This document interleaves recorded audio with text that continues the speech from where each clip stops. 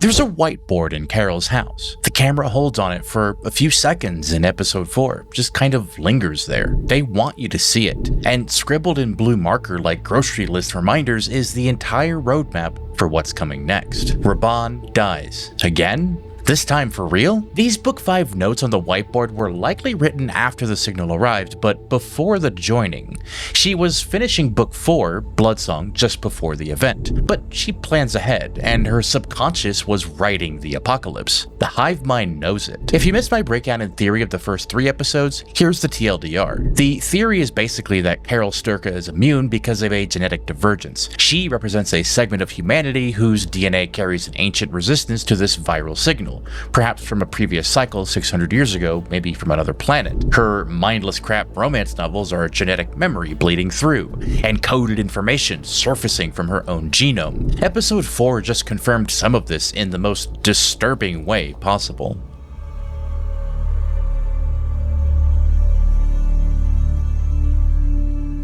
So you guys caught something I completely botched in the last video. It's the line from Carol's book reading in episode 1. I said Amaranthine Slips, and a few of you, including Professor David's Reliquarium, pointed out it's not slips and or slips, it's one word, Slipsand. The subtitles confirm it. The whiteboard confirms it. That obsessive superfan at the book signing even warns Carol that if they ever make a Wycaro movie, you gotta get ILM to do the Slipsand, otherwise it's just gonna look like mailed. I was wrong, and the correction matters because Slipsand is a location, a thing, where Raban falls, where people disappear and get absorbed into something eternal, something amaranthine, which means unfading or immortal. Maybe that sounds familiar, because when Helen dies in episode 1, Zosha tells Carol this. She joined us before she passed.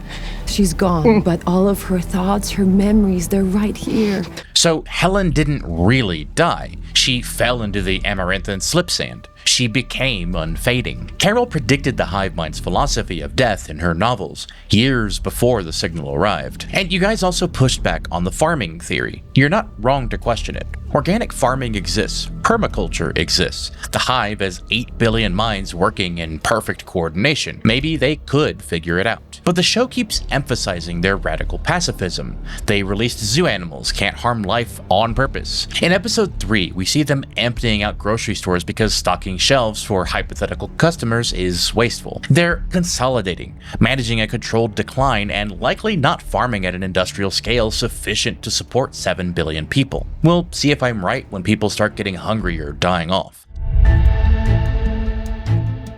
So let's recap the key beats because this episode did some heavy lifting. We open with a flashback. Manusos Oviedo, immune survivor number 13. He's holed up in a storage facility in Paraguay, doing something with his radio. It's not really clear what yet. And he becomes so hungry he starts ransacking his former customers' lockers for food.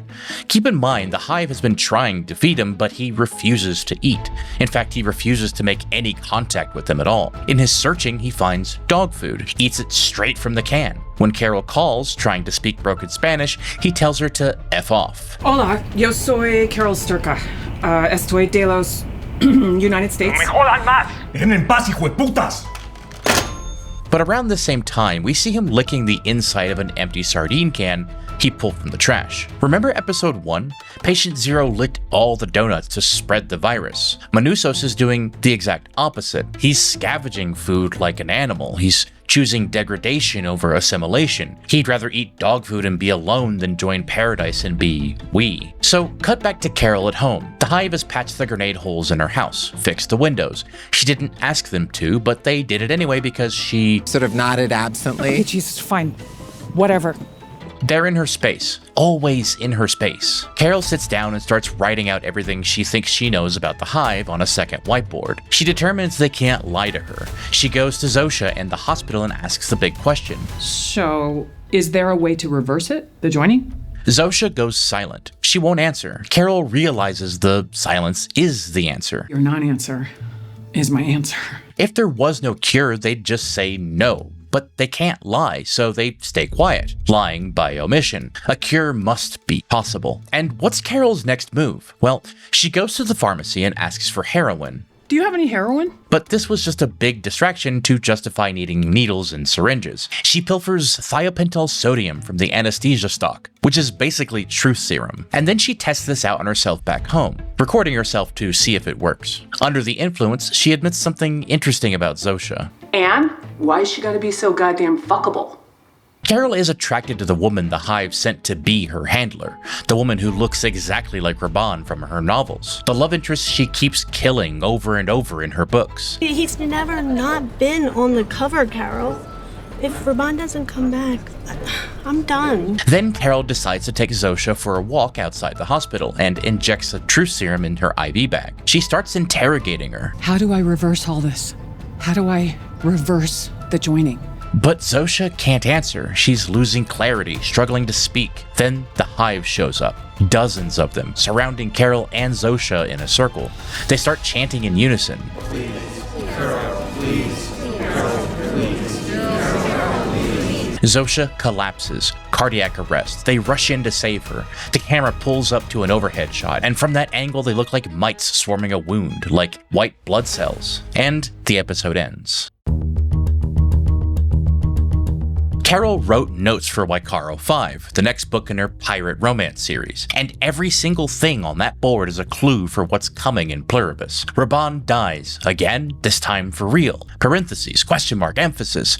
Carol doesn't know why she keeps killing this character. She's kind of trapped in a loop. Raban is Zosha, and Zosha is the manifestation of Carol's fictional love interest, and Carol has been writing her death over and over across multiple books. In episode 3, we saw Zosha throw herself on Carol to save her from a live grenade explosion. That was a quasi-death, but the Hive fixed her, rebooted her. But the whiteboard says, this time for real, which suggests the next death might not be fixable. What's a real death for the Hive? Physical destruction means nothing to them. Disconnection, though, deletion from the cloud, that's the death Carol has been prophesying. If Carol finds a way to cut Zosha's connection to the collective, Raban falls into the slipsand and disappears for real this time. The next note says elixir, love potion. Carol's been subconsciously mapping the narrative of the show through fantasy tropes. The love potion is the alien virus, the thing that forces everyone to love each other, to be happy, to be we. A spell that removes free will. The elixir is the cure, the antidote. The truth serum that Carol tried to brew in episode 4 was her attempt at an elixir, but it failed. It revealed emotional truth, her attraction to Zosha, but it didn't extract the data that she needed from Zosha. And what's worse is it functioned as a literal poison to Zosha's body. The barbiturate nearly killed her through cardiac arrest and respiratory depression. Zosha has already suffered blood loss and a concussion from the grenade in episode 3, and the thiopental assaulted an already weakened cardiovascular system. But there's a deeper layer here. The psychological incompatibility is real too. Individualism, isolated consciousness, the truth of being alone. These concepts are fundamentally incompatible with the Hive's collective existence. Carol's seeking something that will force that separation, and it might kill them in the process. The whiteboard's emphasis, the triple punctuation, the all caps, tells us that Carol knows there's a real elixir out there, a cure, and the Hive is hiding it. There's also this note that says Mandovian spice fruit equals poison. In Carol's fictional world, this spice is both medicine and poison, depending on how it's used. Mandovian spice fruit. Which Lucasia is deathly allergic to. The metaphor is clear. The cure Carol's looking for might also destroy the Hive. You cannot separate the medicine from the weapon. Lower on the board, we see dream sequence at Cliffs of Chartreuse, a suffocating metaphor. Carol's planning a scene where a character is suffocating, and in episode 4, that's exactly what happened. Carol suffocated Zosha chemically. The barbiturate caused respiratory depression, and simultaneously, the truth serum cut off Zosha's access to the Hive Mind. She couldn't breathe, couldn't think. Her body went into cardiac arrest because the Hive's shared consciousness is what's keeping these bodies alive. And finally, we see killer sand fleamen and a sand flood, with an arrow pointing to falls into sandpool. At the end of episode 4, we get that overhead shot of the Hive members swarming Zosha's body. They move like insects, like a colony repairing a breach. The sand flea men aren't metaphorical pirates in Carol's book. They're the Hive itself, de-individualized into a biological mass. So the cure exists. Zosha's refusal to answer when Carol asked if the joining is reversible confirms it. They can't lie, so they went silent. Confirmation through omission. Carol's novels are prophetic. The Whiteboard proves it. She's been writing the exact beats of this story for years. Raban dies again. The elixir, the suffocation metaphor, the sand fleamen swarming. She's channeling this from somewhere. Genetic memory, ancestral code encoded in her DNA, whatever you want to call it. Carol is a living archive of the biological history that's now repeating itself. The Hive views bodies as interchangeable nodes to be maintained. When Zosha collapsed, they worked with focused efficiency to repair her, like technicians fixing critical infrastructure. The chant, "Please Carol," wasn't just about saving Zosha as a person. It was physiological alarm. The Hive is connected to Zosha's autonomic nervous system. They felt her heart stopping. The chant was their version of a flatline alert, a desperate notification of system failure. Carol's emotions are transmitting. The Hive members were crying while they worked to fix Zosha. They are feeling Carol's panic, her guilt, her terror. This is biofeedback. The Hive shares somatic states. If Zosha dies, a part of them dies. Carol is the emotional radiator of the planet right now. Whatever she feels, they feel, and it's hurting them. And Carol nearly killed Zosha through recklessness. Yes, individualism is psychologically incompatible with the Hive, but Carol also just overdosed a weakened patient with a dangerous barbiturate. She's becoming a negligent destroyer, and that moral ambiguity deepens the tragedy of her resistance.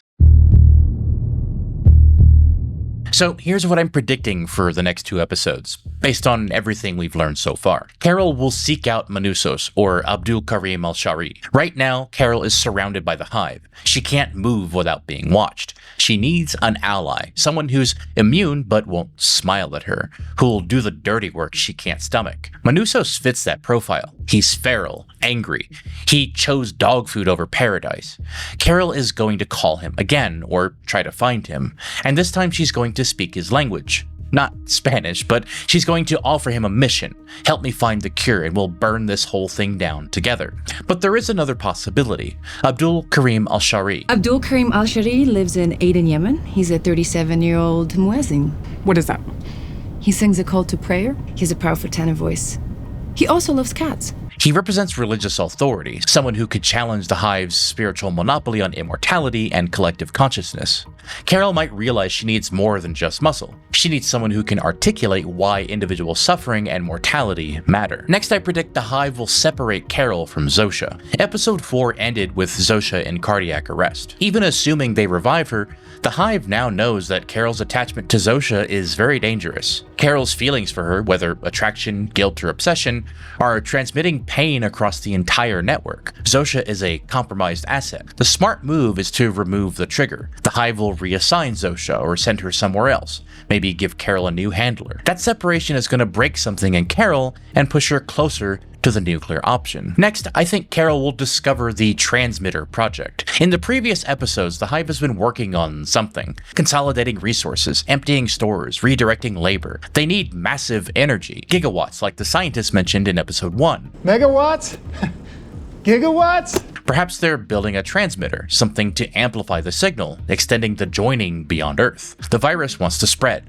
That's its biological imperative. And if Carol finds out they're planning to infect other planets, other civilizations, that's all the justification she needs. She'll stop trying to cure the Hive and start trying to end it. The whiteboard note about Luckwin's temporal compass from Captain Virgil is foreshadowing. In Carol's novel, Captain Lucasia wins something called a temporal compass in a battle of wits. That's a clue for the endgame. Carol is going to win something from the Hive, maybe through negotiation or psychological warfare, leveraging her immunity and her emotions against them. So what will she win? Time. She's going to extract a promise, a delay, a window where they agree to leave her alone, something like that. And in that window, she's going to do something potentially irreversible. Finally, the elixir is a lytic trigger. Carol's cure isn't going to be a medicine that gently reverses the joining. It's going to be something that induces the virus to enter its destructive phase, a lytic cycle that kills the host cell. The cure is death. 8 billion people. Carol will face the ultimate choice. Allow the Hive to exist forever in their amaranthine state, or cure them by triggering mass extinction. That's why the Mandovian spice fruit equals poison. The cure and the weapon are the same thing. Pluribus is about whether happiness is worth the cost. The Hive Mind offers paradise. No war, no hunger, no loneliness. When you die, you join the cloud. You become amaranthine, unfading and eternal. But to get that, you have to give up the one thing that Carol refuses to surrender: the right to be wrong, the right to be miserable, or the right to be alone. Carol's been writing and living this story for years. Raban dies again and again, falling into the Slipsand, disappearing into eternity, and every time Captain Lucasia chooses to stay on the ship, to sail alone, to suffer rather than surrender. And that's Carol's choice. She'd rather be the last person left on a dead planet than be the happiest version of herself in the collective paradise. And the Hive Mind knows it. That's why they're begging her. They can't understand her. She's the error code, the bug in the system, the one input that doesn't compute. The whiteboard told us how this ends. Raban dies, this time for real. When Carol finally severs the connection, when she finds the elixir and weaponizes it, the purple Amaranthine Slipsand is going to close over the hive, leaving nary a ripple. The only question left then is whether Carol will be standing alone in the silence or whether she'll choose to fall with them. And if you made it this far, drop a comment. Do you think Carol's going to find the cure?